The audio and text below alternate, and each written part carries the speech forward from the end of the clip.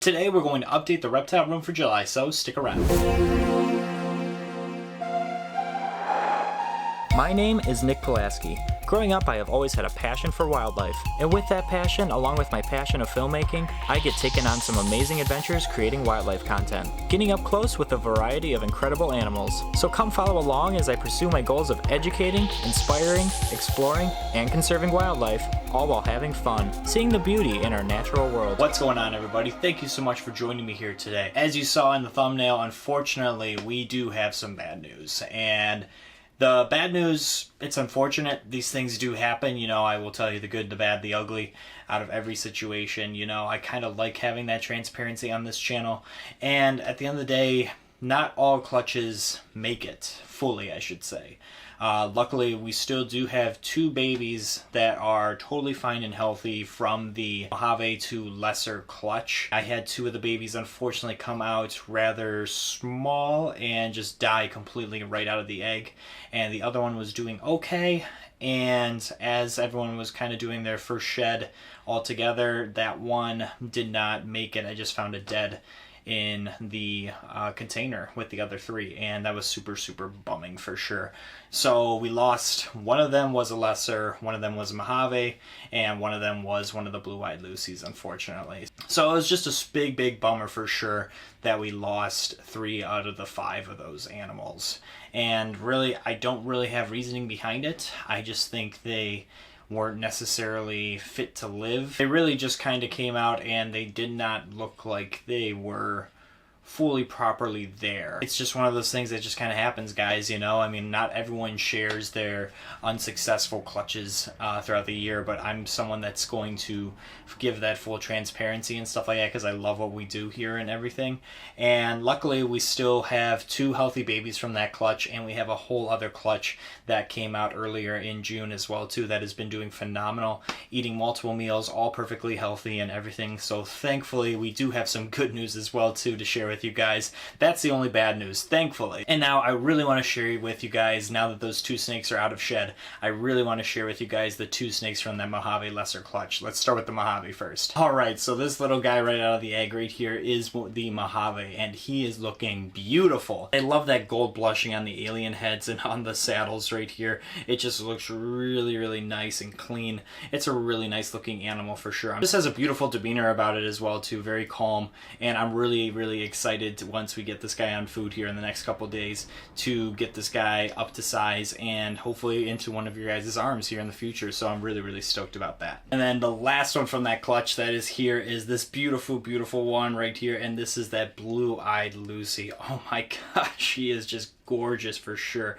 Love seeing those beautiful blue eyes and just how white she is right out of shed. I love the pairing of Mojave to lesser and getting that all white snake. When you do Mojave to Mojave, it's going to give that more purplish look to the snake. But in my personal opinion with blue-eyed Lucies, I really love this beautiful all whiteness all about them and stuff like that. But they're all beautiful and they're all right for sure. Blue-eyed Lucies have been around for a while and they're super cool, and they will hold their popularity forever, I would truly say, because of how beautiful and unique this snake is, truly. And I'm just really rewarded and happy to have produced a couple of these myself, and having one right here in my hands that's beautiful, nice and healthy and moving and active. That's really rewarding for me. Such a treat for sure, and I'm super stoked to raise this little one up. And I'm on the fence still if I'm going to keep her or not, so that's kind of one of those things that I'm still debating upon, but I don't know. You let me know down in the comments. What do you think I should do? Should I keep this little one? Can't keep them all, unfortunately. I wish I could, but I don't know. I'm still on the fence if I'm going to keep her. Also, let me know down in the comments, too, what you guys are currently working with. I know in the past couple weeks, you guys have been updating me on your projects. I am super stoked to hear about those things, so definitely leave those in the comments below. And right over here, this is going to be for the other clutch from early June between my banana leopard pied male to my 100% het pied female right here. And this clutch, like I said, has some unique little characteristics characteristics to it based on that one snake that I still have yet to show off. I wanted to make sure it started eating and making sure that it was doing great, and it has. And I'm not going to show it off in this video, but I will be showing it off in the next video or two. So that's going to be to come, so stay tuned for that. But this one right here is from that clutch. This is a banana leopard, and it is looking fantastic for sure. Love this guy.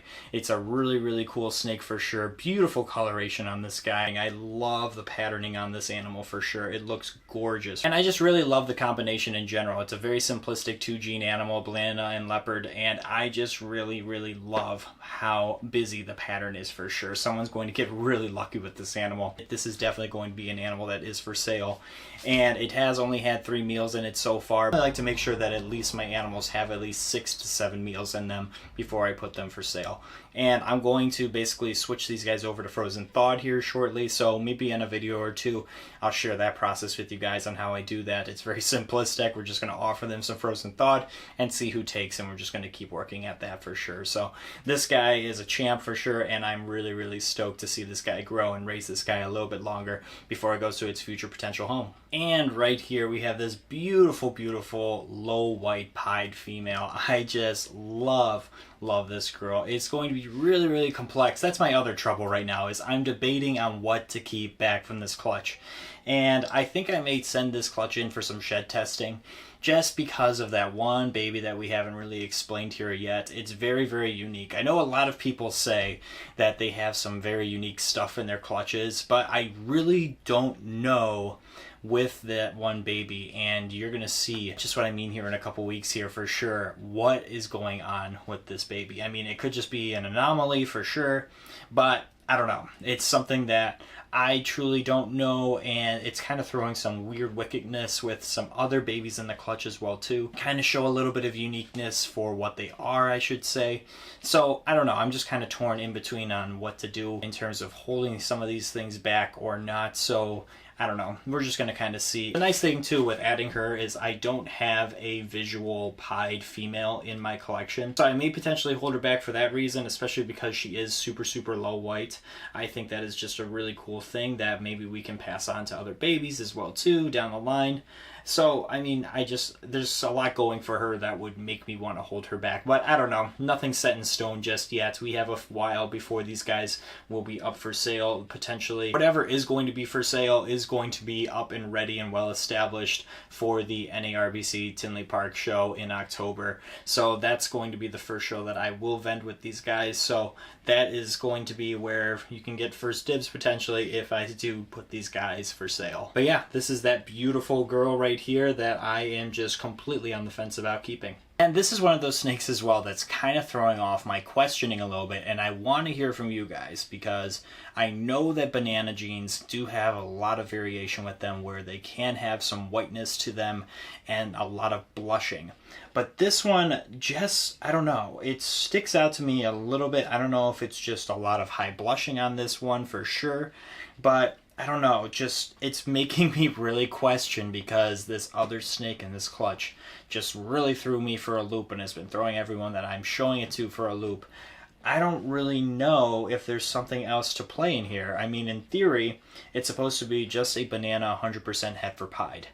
And I know that with hets, that can also kind of play a part in making an animal look a little bit distinguishably different. Like, for example, pieds normally will show like clean, smooth bellies with belly marker tracks that are right along the sides, and normally some ringering that can also happen as well too. I don't consider this animal necessarily having ringers on it.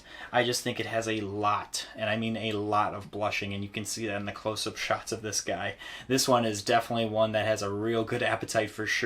Definitely always likes to light me up and is actually being pretty mellow right now that it's had a few meals in it for sure.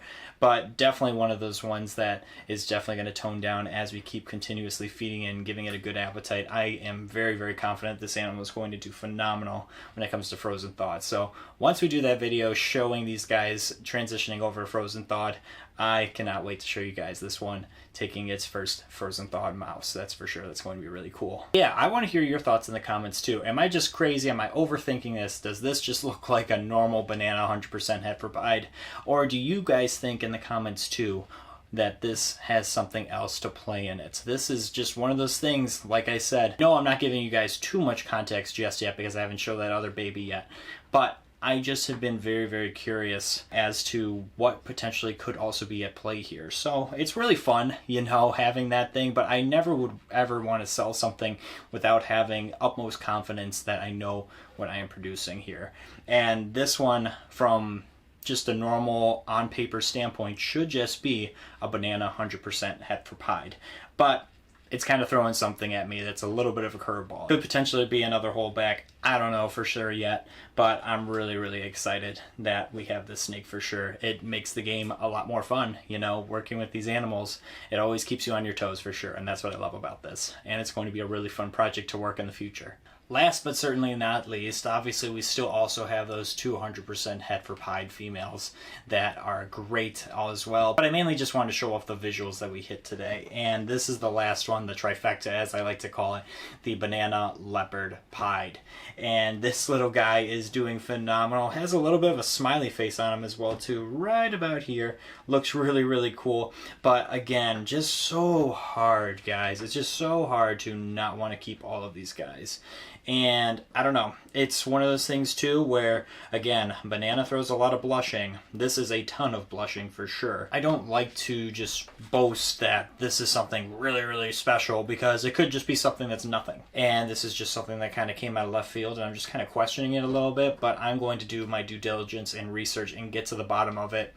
And it's just a puzzling really kind of time right now, but before October, once I make my final decisions on what I'm keeping and what I'm not keeping, I'm going to make sure that I let you guys know firsthand and get the thorough research that I need done to make sure I know what I'm exactly dealing with here. I could be dealing with just a totally normal banana leopard pied right here, but there could be something else at play as well too. I don't really know. It looks really, really pretty though, really smoky, with those really beautiful grays with reddish oranges on it as well too, and I just love the purples on this one. He's just a really solid looking dude for sure. And if someone does get this snake, they're going to get a banger for sure. This guy's got the perfect amount of patterning that I personally would want in a snake like this. So I'm calling it currently what it is, a banana leopard pied, and I think this is a beautiful, beautiful example of this guy for sure. But yeah, guys, I know that there was some bad news to start this video. It bummed me out for sure.